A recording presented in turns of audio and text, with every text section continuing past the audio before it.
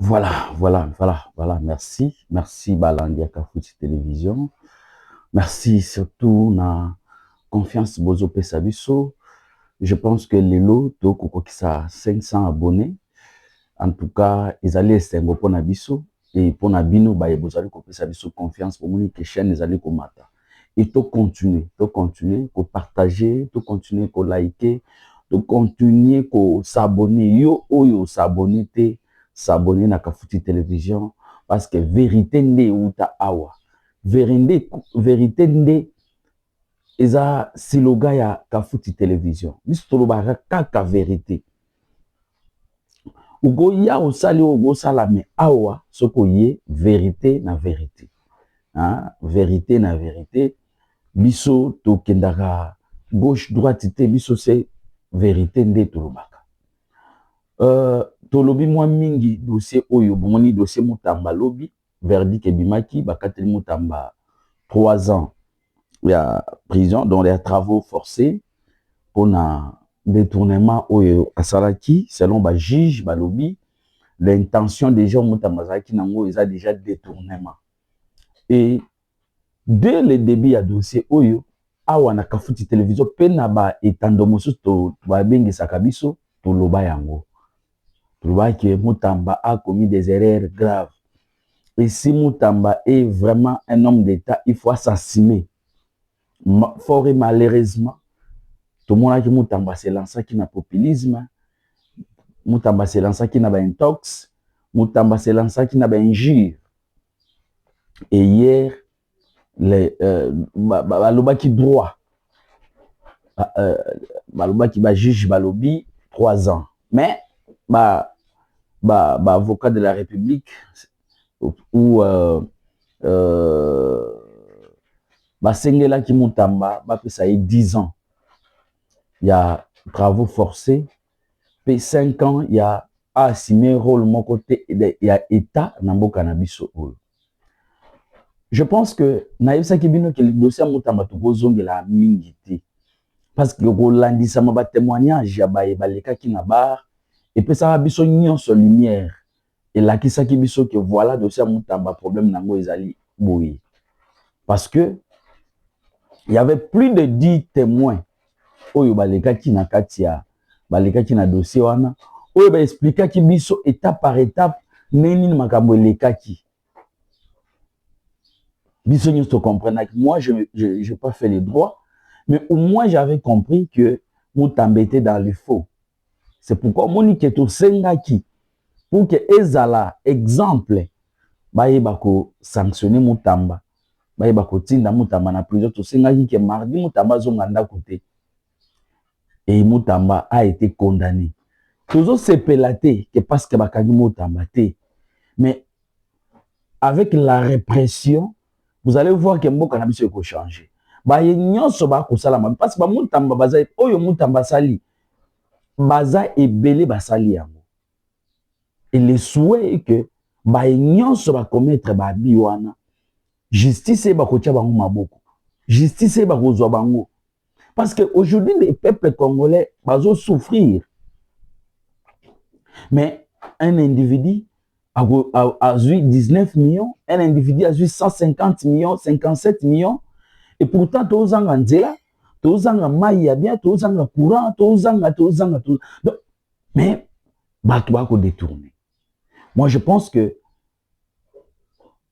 ba magistrat ba resuka kaka epa Mutamba te, ba resuka pa batu nyonso o ba ko sala msalama de. Batu nyonso ba ko sala msalama de. Là, je suis en train de voir que IGF, Parlement, tout comme on a Bobengisaki, Ndeko DG où il y a OVD. Mais on ne comprend rien. Pourquoi vous avez tikaye? Place Boche Mutamba, sanction Boche Mutamba. Moi, je préfère que vous puissiez papa où il y a OVD. Parce que les lobes na classe bazoni. Bota la bambouteillage. Mais il y a que des chantiers na Kinshasa. Oh, Moussa les autres qui ont des libosotés. Toloba te. Et c'est Nami Touni Azo Salanini, les papas. Il fait quoi concrètement? Il y a beaucoup de millions, ils ont bima. pour la misala OVD. Hier, je suivais Israël Motombo. Ils ont interpellé pour na Chile Gelou. Ils ont interpellé pour na zéro trou na Kinshasa. Mais cet argent a été décaissé. Il y a des ONG qui ont dénoncé qu'il y a détournement de 71 millions na OVD. Oyo muto OVD les Canadiens étendent, on dit qu'on critique, mais les lots. C'était 49 km de route ici à Kinshasa. Est-ce que papa a goya boya, il s'est dit que non, j'ai fait autant de kilomètres. Et à ça, il y a un wapi. Ça dit là, un wapi. Donc voilà, Oyo Tokolo Bake, ce n'est pas seulement Moutamba, mais Moutamba, Bongo Baza est belé. Tumba Chikela, Oya OVD, Baza Wana Talandenge Bako travailler. Mouta touchera été. Donc voilà, pour vous dire que Moutamba, bon, jusque-là, personnellement, je n'ai pas précision, parce que je n'ai pas vérité. De éviter, je suis en résidence surveillée, je suis en prison, on ne sait pas les lots. Togo luka ba information, togo ti da ba équipe na biso ba luka biso les vraies informations, na pourquoi togo ba ko informer bino esika oyo Moutamba kozala. Et ngai conseil na pesa Moutamba que Moutamba souci na ye selo ye alobi azali ko bundisa l'ancien système pour que ba jeune ba se retrouver, mais e bundeli na yo bunda ki yango mabe. Okota kinano okoti na kati nzungu na ba vie oyo zoloba wana. Et na sima olobi obima po obimisa ba jeune te basala abongote. Voilà dès le début aux à la catégorique. Même fort et malheureusement et comme mais tu es un homme d'État, assume-toi. S'assumer na o et comme Elio. Mais moi je pense que vous êtes juriste, vous êtes avocat, beaucoup de la procédure n'y a aucun appel, aucun mais pour le moment Moutamba est condamné à 3 ans de prison et des travaux forcés. Donc, pour vous dire que Moutamba a bébi si bongo belé na ko bengi saka batouana. Aujourd'hui Moutamba se retrouve seul. Moni batu nyonso bandaye ko sala ba défilé wana. Batu mususu ba matisi ba enchère. Izaka ba obando kile wana toketa la Moutamba a vu vidéo a publié. Mais kuna yebi Moutamba. Aujourd'hui Moutamba se retrouve seul. Ba o nyonso ando sala ba défilé. Ba jale ba matalana. Lelo baza pembeni wana te. Moutamba est seul. Les lois lali yemoko. Donc, on se retrouve yemoko. C'est pourquoi bamatalana wana ezana suna place te na Congo na biso. Et un ministre en fonction ake kosala matalana et pas ya Moutamba. Et voilà aujourd'hui. Moi je pense que Moutamba doit s'assumer et tous les billets de banque ont investi ça qui pour nous la populisme à salignon soit sali aujourd'hui qui pamba. Et vous avez accusé juge pour rien. Vous avez accusé les procureurs généraux près de la Cour de cassation pour rien. Aujourd'hui, Abimi victime, il y a ma finga, il y a ma Congolais, et pourtant, il y a un dossier ni de près, ni de loin. Donc voilà les problèmes. Donc, Moutamba, il faut que vous ayez un conseil à battre. Il y a des gens qui ont conseil que tika makambo ozo sala. Mais on continue na ba bêtise wana. Justice ba intimida ngote. Justice ba intimida ngote. Tu as été le ministre de la Justice. Vous avez vu c'est que magistrat ba sala pe musala makasi. Et quand vous êtes venu au lobby au même à réforme, moi je pensais que vous devrez commencer à améliorer les conditions de vie. Il y a magistrat. Mais yo toucha qui makamusus ngana banque boy ngai boy. Mais voilà, c'est que vous avez créé à la tête du ministère de la Justice, vous avez créé, vous avez pris des décisions inconstitutionnelles, des décisions, je peux dire, suicidaires.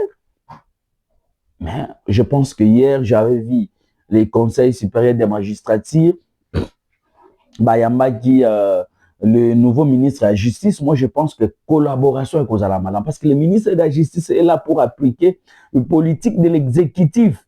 Ce n'est pas qu'il y a commis président, il y a un magistrat, non. On est à la raté. On est à la attribution, où il va passer ministre de la Justice, il y a comme président, il y a un magistrat, il y a raté.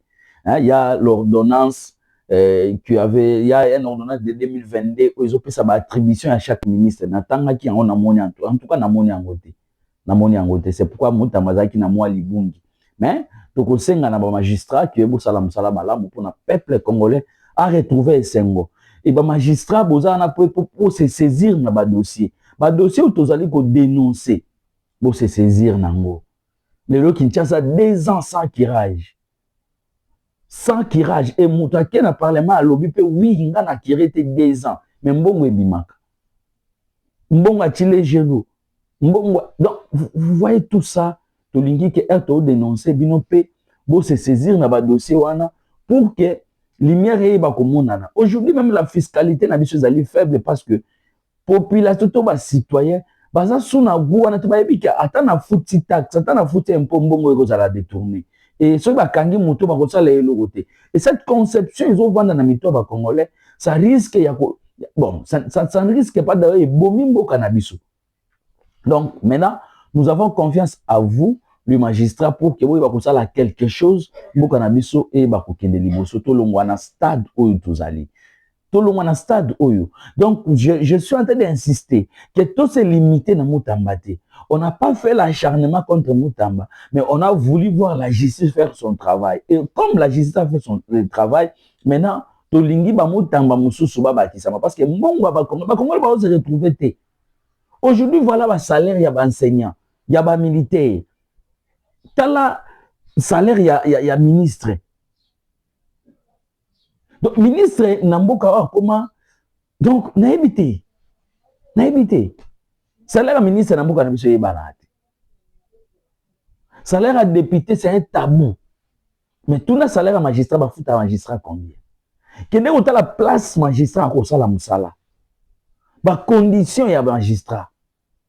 C'est par là que je suis en train d'interpeller aussi le nouveau ministre. Il y a quota la nombre condition de travail à magistrat. Yakotala yango nan parce que trop c'est trop magistrat ok boy na parquet ayebi naza na papier te somba papier yo moko. Est-ce que vous trouvez ça normal? Et on a ça na styloté. Donc ce qui le gouvernement a amélioré les conditions de travail à magistrat réellement justice comme appelé indépendante parce qu'aujourd'hui on ne peut pas parler de l'indépendance de la justice tant que les conditions de vie ya magistrat, les conditions de travail ya magistrat, salaire ya magistrat, ils allaient médiocres. Donc, l'éducation te namboka na biso tant que salaire ya enseignant, tant que institution ils allaient viabilité. Toi ando bimisaka comme ni mikolo ba lobby, mikolo système kaka net parole kamizo la lobby, oza maîtrisable. Donc, toi ando oza batu oyo parole ba no maîtriser na ba média. Oh, il paraît que commencer avec les Chinois. Donc, au moins, c'est au niveau de Okende. Donc, maintenant, c'est au gouvernement de faire quelque chose. C'est au gouvernement de faire quelque chose. Par là, j'ai sali les efforts. Au gouvernement, ça la vision un chef de l'État. Tout le monde ministre, le VPM, il y a budget. Il y a s'investir pour l'élaboration du budget en 2026. Il y a projeté que la recette interne est à 13 milliards et la recette extérieure comme 20 milliards pour que, parce que nous avons besoin de l'argent pour financer le projet et nous devons mobiliser. On a des projections, mais il faut maintenant mobiliser. Pour mobiliser, il faut mettre en place des politiques fiscales. Il faut mobiliser les recettes et tout financer le projet. Parce qu'on peut projeter, mais s'il n'y a pas la mobilisation, s'il n'y a pas de candidature sur la mobilisation, pour ça, le budget déficitaire, pourquoi avancer?